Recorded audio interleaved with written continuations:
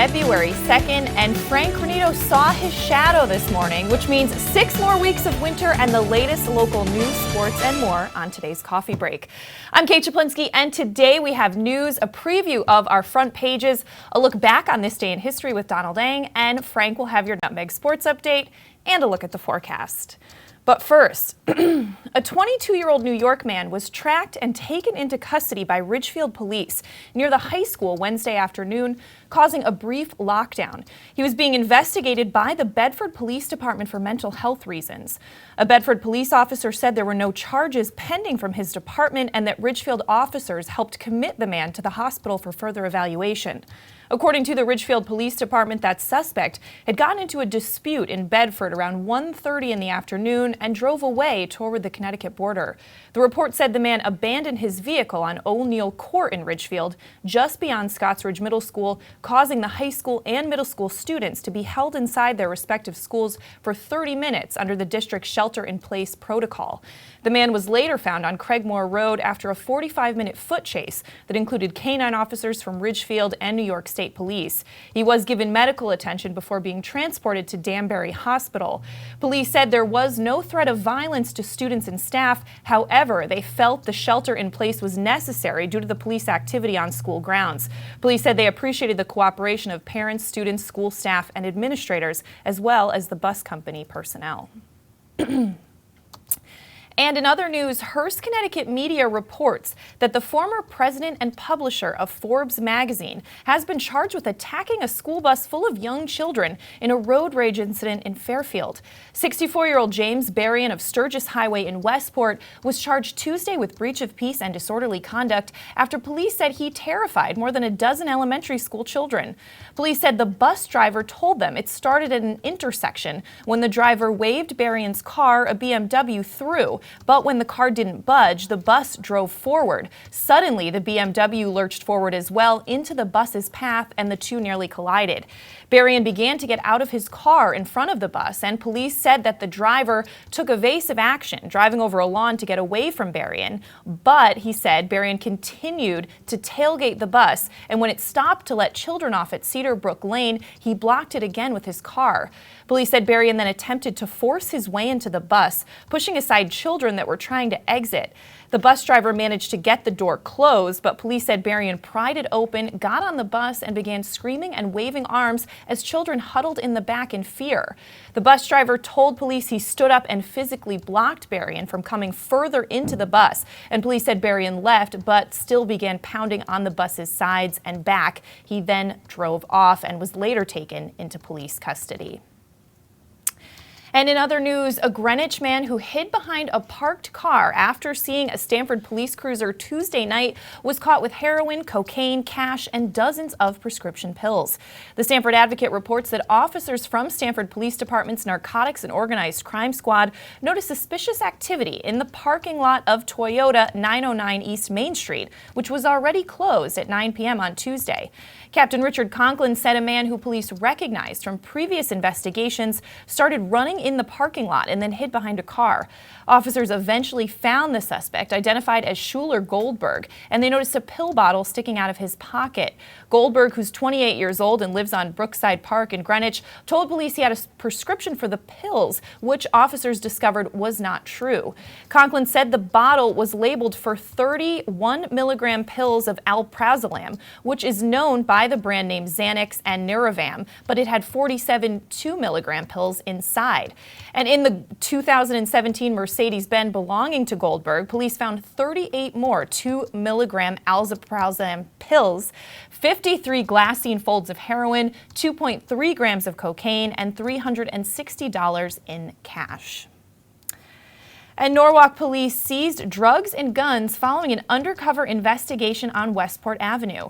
On January 31st, the Special Services Division conducted a surveillance operation at 379 Westport Avenue.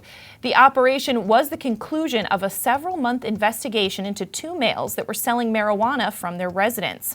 During the investigation, numerous controlled purchases were conducted, and as a result, sale of marijuana arrest warrants were issued for a 27-year-old Brian Martinez and 23-year-old Kevin Della Rosario. During the surveillance operation, investigators observed Della Rosario engage in a drug transaction, and at that time, they moved in and took both Della Rosario and Martinez into custody. During a subsequent search of the residence, they seized additional marijuana along with a 12-gauge shotgun and a stolen .380 caliber handgun. And in other news, it will be the second straight summer without the Gathering of the Vibes. Those on the email list for the music festival, which had been held in Bridgeport's Seaside Park for many years, were informed by founder Ken Hayes Wednesday that the event would not be held in 2017. It marks the second straight year without the Gathering of the Vibes setting up camp. In late November of 2015, Hayes informed fans that there would be no festival in 2016, but he expressed hope at the time of returning in 2017. The Weston resident wrote in part, "I too am disappointed and had hoped for a different outcome. However, as the world changes, we too must change." Hayes said smaller, family-friendly festivals would be announced in the coming months for members of the Vibe Tribe, supporters of the multi-day, multi-stage outdoor concert. And a 63-year-old Darien woman reported more than a dozen pieces of jewelry missing from a home safe on January 23rd. According to police, the victim lives with family members and the safe was kept in her bottom floor bedroom. The safe showed no signs of tampering and requires a key to open, but more than a dozen gold jewelry pieces were reported missing, some of which contained diamonds and other gemstones. Police said the items were likely worth thousands of dollars. Police said there were no other signs of forced entry or stolen items around the house, but police are continuing that investigation. And in Easton, a consensus discussion during a Planning and Zoning Commission meeting indicates the proposed controversial Saddle Ridge housing development is likely to be approved with multiple conditions by the Land Use Board. At a January 18th special meeting, 4 of the 5 voting Planning and Zoning members said they're likely to vote for the project based on all evidence presented during the extensive public hearing. The developer of the 66-unit, 48-lot Easton Crossing project, which includes 20 affordable units, has made numerous changes and improvements to the plan to satisfy concerns raised during town and expert input and by past court decisions. But there's a lot more on that story at eastoncourier.com. Let's switch gears, throw it over to Frank Granito now for a look at the forecast. Frank. Kate, happy Groundhog's Day. Yes, happy Groundhog Day. You were right. We did see the shadow this morning, so 6 more weeks of winter on the way, and it is going to feel like it this weekend. Chilly out today. We saw some stray flurries early on around Fairfield County, but moving forward, we can expect partly sunny skies, a high of 37. Still pretty windy out there with gusts between 15 to 25 miles per hour. Clear skies overnight, and we'll see temperatures falling into the mid-teens. A high of 29 tomorrow and less windy than earlier this week, with gusts dropping down into the mid-teens. But it's going to be a lot colder, though, a real feel around 19, 20 degrees, partly cloudy overnight and a low of 17, heading into what will be a cold Super Bowl weekend. Saturday, we can expect strong winds to pick back up, gusts reaching upwards of 40 miles per hour. Mostly sunny during the day, temperatures just reaching into the low 30s. Cloud cover starting to develop in the evening and overnight before Sunday, which could bring along some afternoon snowfall for the big game. That's going to do it for this weather update. Let's go back over to Kate. All right, thanks so much, Frank. Well, we're going to step out for a break. When we come back, Donald Ang takes a look back on this day in history. Frank has your Nutmeg Sports Update, and we have more local news, including a former gas station becoming a donut shop in Stratford. More on that after this.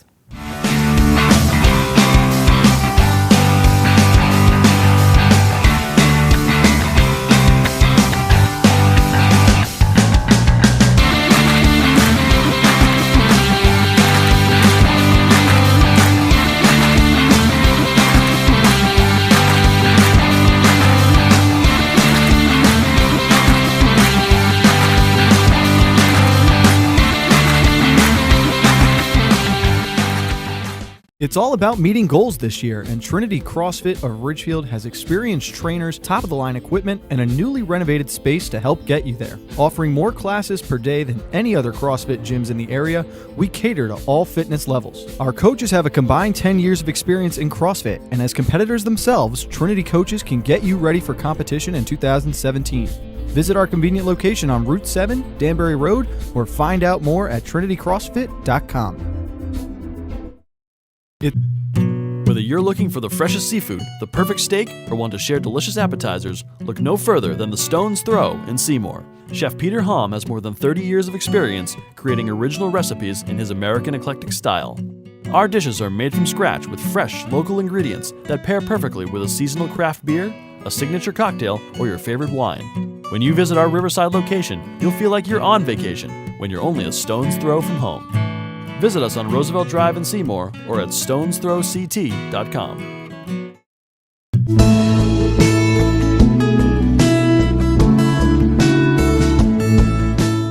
At the Milford Bank, we offer an extensive selection of lending products and services to meet virtually any need. Submit your application online in our Mortgage Web Center. Start to finish, you can apply for a loan in as little as 10 minutes. Our knowledgeable and helpful staff are available to meet with you at your convenience. To learn more about what we can do for you, stop by one of our Milford Bank offices or visit us at milfordbank.com. The Milford Bank, always there. Member FDIC, Equal Housing Lender. Discover a world of wellness in the heart of New Canaan. Halo Studios, New Canaan's first collaborative wellness center, offers you the freedom to choose from the best and latest health, fitness, and wellness options. Inside Halo Studios, you'll find all the wellness experts you need at places like Halo Fitness, Priority Wellness, and Sama Yoga Center. Come by for a free wellness assessment, open 7 days a week at 45 Grove Street. For more information, visit halostudios.com or call 203-594-9909. If you're watching this broadcast, you're not alone. The HAN network is available for 200,000 Connecticut cable customers on the Frontier Network. And we've also reached 1.7 million viewers on our free live streaming sports, news, and entertainment broadcasts. To reach our rapidly growing audience, contact Advertising Director Jessica Murrin at 203-273-7312 or email jessica@han.network. Throughout National Eating Disorder Awareness Month in February, the HAN Network and Silver Hill Hospital are working together to raise awareness.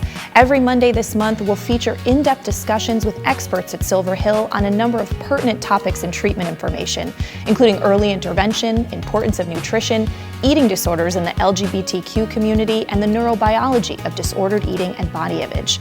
Watch those interviews during HAN's Coffee Break News Show Mondays at 11 and on demand at han.network.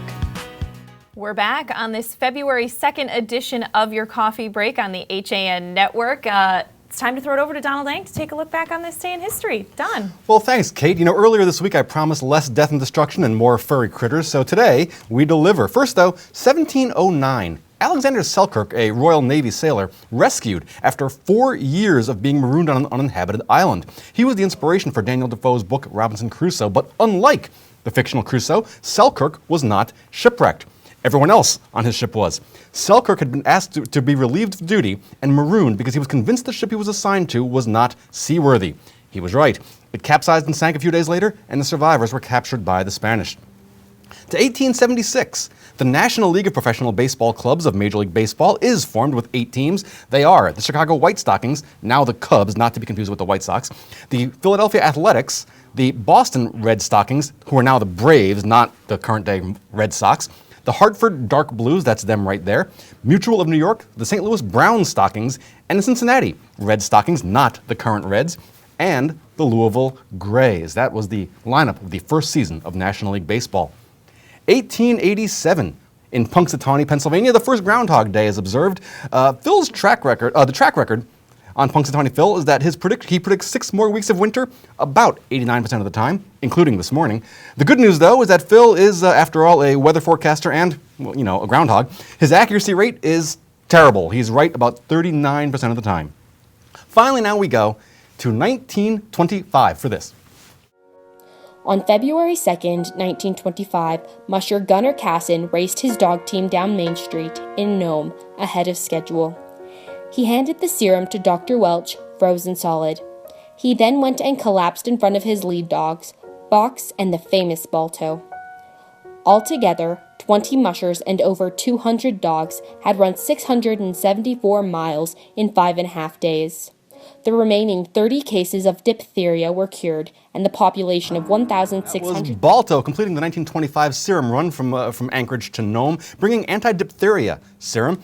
His statue of Balto's is in Central Park as he ran the final 55 miles through a blizzard with minus 70 wind chill. So you know about Balto. Today we're going to talk about Togo, who ran the longest and most dangerous leg, 170 miles in one day, and that was just 2 days after running 190 miles to get to the starting point of the relay. Togo, at the time of the serum run, was 12 years old and would live almost 5 more years, though he never again pulled a sled except for certain exhibitions on the East Coast. Togo's skeleton, by the way, is 12 miles that way in the collection of the Peabody Museum, though it hasn't been displayed in many, many years. That is your look back in history for today, February 2nd, and I'm Donald Ing. All right, Don, and we should say on this day, a few years ago, our fearless leader Marty Hersom was born, so happy birthday to him. Thanks so much, Don. Getting back to local news, the Stratford Zoning Commission has unanimously approved turning an old gas station on Paradise Green into a new Donut Crazy Shop. The existing 1,180 square foot structure at 3500 Main Street will be refurbished and an outdoor seating area created in front. The establishment will have 12 parking spaces and combined entrance and exit driveways on both Main Street and Brewster Street. But you can get a lot more on that proposal at stratfordstar.com. Let's throw it back over to Frank Granito now for a Nutmeg Sports Update. Frank. Thank you, Kate. And yesterday, for the second time in the past week, the Danbury Hatters wrestling team was matched up against the number 6 team in the state of Connecticut. After dominating against Fairfield Ward last Wednesday, the Hatters once again proved why they are the standard of wrestling in the FCIAC, handing Trumbull their first loss of the season, 46-12. The Hatters won 11 of the 14 individual matches, including 9 of the final 10. Danbury got pins from Andrew Marquis at 220, Mike Gabordi at 285, and Kyle Fields at 132. Trumbull's Matt Ryan at 113 scored the Eagles' only pin. Congrats again to the Hatters. We look forward to seeing them next weekend in New Canaan for the FCIAC Championship. Staples High School senior Zach Ahmad has been named the 2016-2017 Gatorade Connecticut Boys Cross Country Runner of the Year. Ahmad won 3 championships in the fall, taking first place at the FCIAC's CIAC LL tournament and state open meets, running the 5,000 meters in each race. Won the FCIAC title in 15:49, Class LL in 15:49, and a little better in the State Open 15:46. He also placed 3rd at the New England Cross Country Championship and 6th at the Nike Cross National Northeast Regional Championship. So congrats to Zach. And of course, Kate, we will get to see Zach and the cross country champion Wreckers in action this afternoon when they take to the indoor course for the 2017 Indoor Track and Field FCIAC Championship at the Floyd Little Athletic Center. The HAN Network goes on the air at 4:15 to bring you live coverage of the entire championship, featuring all 17 FCIAC schools and 30 different events. That's going to do it for this Nutmeg Sports Update. Let's go back over to Kate. All right, going to be an exciting day. Thanks so much, Frank. Well, in other news, Milford Democrats are inviting residents to dine at the Olive Tree in Milford on Friday, February 3rd at 6 p.m. to show support for a local family that was separated by a recent travel ban. Family members of the Olive Tree owners were denied entry into the U.S. as Syrian refugees due to President Trump's executive order. Democrats in their announcement wrote, "Let's show the owners of the Olive Tree real American values such as love, acceptance, and a will to help those in need." Senator Chris Murphy went to bat Monday night on the Senate floor for Fadi Kazar, a Milford father separated from his wife and 2 daughters by President Donald Trump's travel ban. On Wednesday, Kazar's brother-in-law, Samer Karaut, who owns the Olive Tree, said he had just gotten news that the family would be reunited. The girls and their mother are expected to fly into New York City today. And in Ridgefield, a candlelight vigil in Ballard Park Sunday night drew some 200 concerned people to raise flickering lights of protest against President Donald Trump's actions barring refugees and immigrants from entering the country. They weren't alone in expressing their disapproval. The town's Refugee Resettlement Committee reported a small surge in people wanting to help its efforts on behalf of the refugees, and organizers of the Ridgefield Women's March group gathered to write more than 1,500 postcards to elected officials objecting to the new administration's policies. But there's more on that story at theridgefieldpress.com. We're going to step out for a break, and when we come back, John Kovach joins me to preview the front pages of our HAN Network newspapers this week after this. On time, done right, safe and reliable. MrHandymanCT.com. Let our satisfied customers tell it. I have called Mr. Handyman for every reason, every occasion, every broken item, every leak. They have bailed me out on many occasions, and I would recommend them to anyone. For any project, large or small. MrHandymanCT.com. Have a sports injury or slip and fall that needs immediate care? Coastal Ortho Express Urgent Care gives you direct access to an orthopedic specialist fast, without an appointment. Basketball, hockey, skiing, whatever the sports injury is, sprain or fracture, Coastal Ortho Express can help. Coastal Ortho Express Urgent Care open Monday through Saturday, now in 2 locations. The iPark building at 761 Main Avenue in Norwalk and 36 Old Kings Highway South in Darien. Or go to coastalorthoexpress.com, like them on Facebook. Well, there's still a bite out on the water. Most anglers have decided to stow the gear for the winter. Just because Mother Nature isn't cooperating doesn't mean you can't see the latest models of all your favorite gear. With 2 convenient locations, it couldn't be easier to get your fix of summer. Boater, beach bum, fisherman, or simply love the New England coast, this is a unique place to shop. The Dock Shop, 51 Tokenique Road, Darien, 609 Riverside Avenue, Westport, or on the web, dockshop.com. Want to reach new heights in your fitness and health goals? Find what you're looking for at Elevation Spin, Train, and TRX in Georgetown, Connecticut. Elevation Spin gives you purposeful spinning workouts inspired by the road. We encourage monitoring of heart rate and energy zones. Elevation also offers customized personal training with dedicated professionals passionate about helping you reach your goals. And let us motivate you to reach greater performance and functionality with TRX suspension training, using your own body weight for an incredible dynamic workout. Located at 4 Old Mill Road in Georgetown, call Elevation at 203-544-9503 or visit elevationspintraintrx.com for more. Want a new experience in car buying? No aggravation, no confrontation, just answers to all your questions. Scap Chrysler Dodge Jeep Ram. Car buying the way you want it to be. With one of the largest selections of new 2- and 4-door Jeep Wranglers available, we are Connecticut's Wrangler headquarters. Located in Fairfield, Connecticut, we're easy to get to. Just 2.5 miles off the Merritt Parkway, exit 44 via Route 58 South. Save thousands right now during the Start Something New sales event, now through January 31st.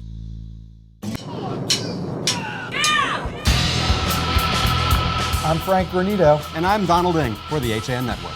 Tune in to Nutmeg Sports Monday through Thursday, where we bring you all the top stories from Connecticut sports. From highlights to player interviews and expert analysis, no one gets you closer to Connecticut's games than Nutmeg Sports.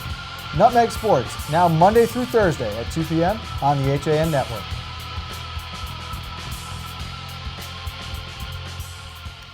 We're back on this Thursday edition of Your Coffee Break on the HAN Network. I'm Kate Czaplinski, and I'm joined right now by our editorial director, John Kovach, to preview this week's front pages. John. A lot going on. Yes.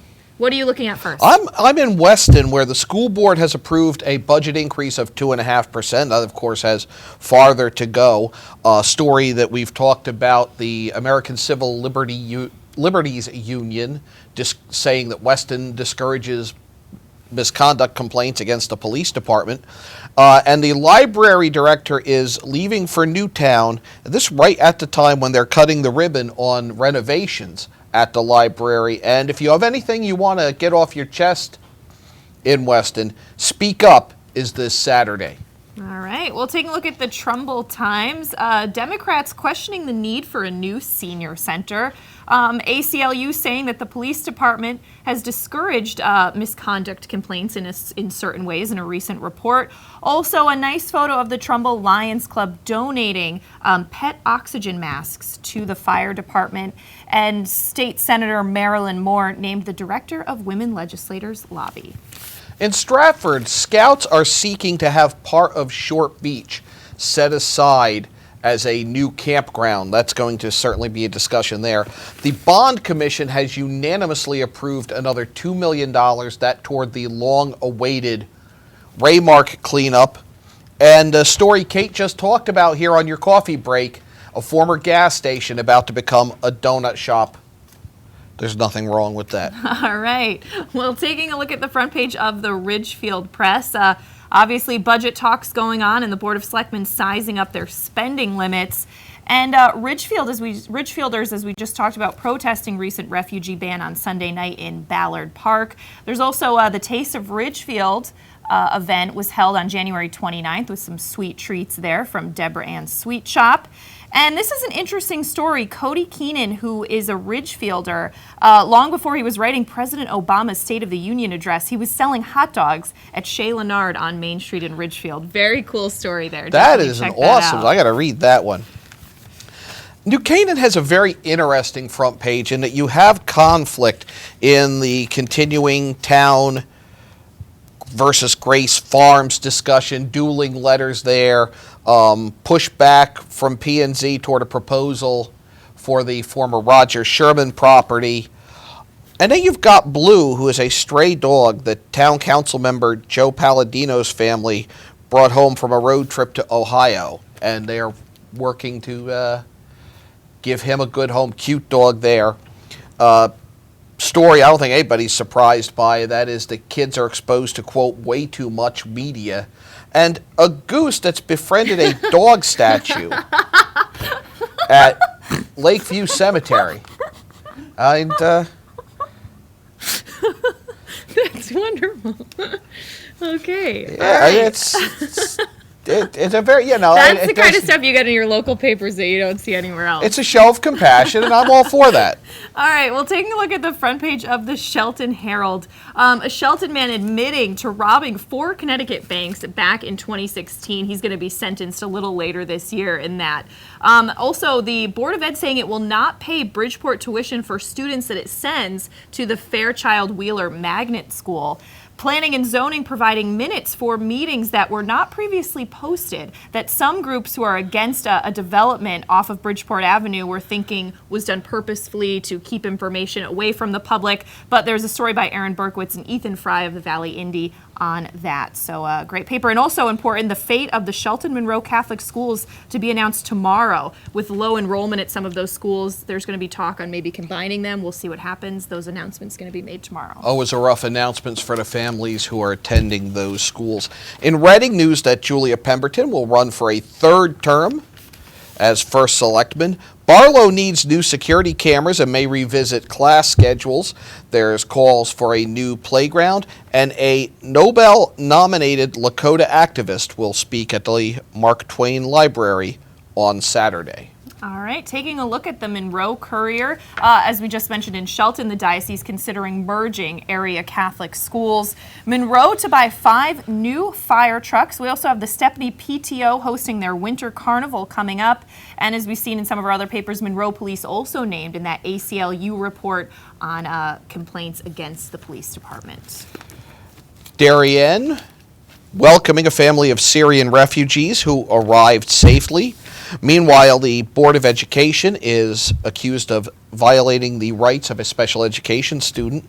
A hearing on redevelopment at the Norotan Heights Shopping Center. The retirement after 26 years of Olive Hauser from the Department of Human Services.